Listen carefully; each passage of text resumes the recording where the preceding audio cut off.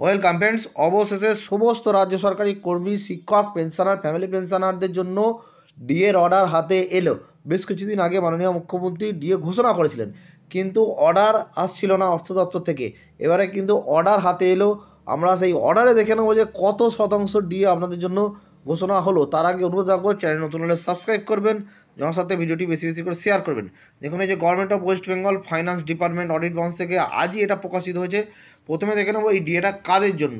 এই যে grant of dearness allowances to the state government employees and employees of government aided educational institutions, employees of statutory bodies, government undertakings, panchayat including panchayat কর্মী, municipal corporation, municipalities, local bodies, etc.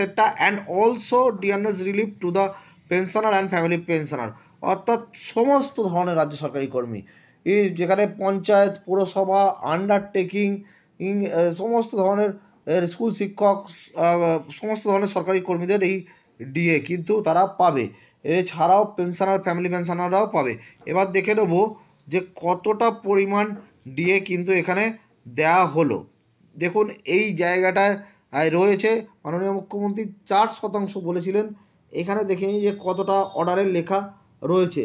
এই যে এখানে দেখুন, after careful consideration the governor has been please to decide the following.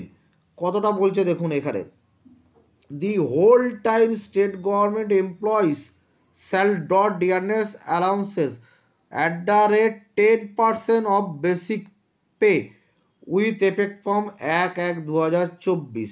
তাহলে দেখলেন যে 10% তারা dearness allowance পাবে বেসিক পের ওপর। কবে থেকে? 1/1/2024 থেকে 10% আপনারা পাবেন।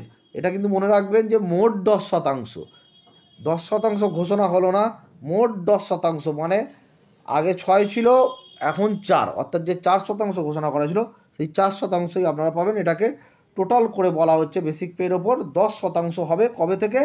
1/1/2024 থেকে। লেখাটা কিন্তু অন্যভাবে রয়েছে, 4% কিন্তু ওইভাবে বলা হয়নি যে 4% পাবে। বলা হচ্ছে যে বেসিক পের ওপর মোট 10% হবে 1/1/2024 থেকে। এছাড়া এই ডিএ কিন্তু পেনশনার, ফ্যামিলি পেনশনাররাও পাবে। এবারে দেখে নেব যেটা হচ্ছে একটা ব্যাপার, সেটা হচ্ছে যারা ওল্ড মানে পে কমিশনে রয়েছে, যারা 6 সিপিসির বেনিফিট নেননি, তারা এই ডিএ কতটা পাচ্ছেন।